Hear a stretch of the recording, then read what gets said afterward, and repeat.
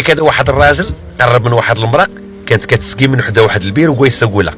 قال لها بغيت نسولك اشنا هو كيد النساء.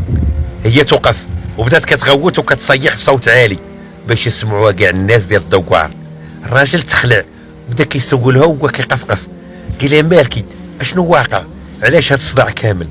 قالت ليه باش يجيو الناس ديال الدوار ويقتلوك حيت بغيتي تعدى عليا. قال ليها انا ما جيش ناديك، انا غير شفت فيك الذكاء وسولتك وما كانش نيتي خايبه حيت بان ليا وجهك زوين. ناضت ديك الساعه وهزت سطال ديال الماء وكباتو على راسها وحوايجها. الراجل بقى كيشوف مصدوم. سولها قال له علاش درتي هكا عاوتاني؟ وهما كيهضروا جاو الناس كيجريو. هي تقول لهم هذا الراجل الله يعمرها دار راه عتقني ملي طحت في البير.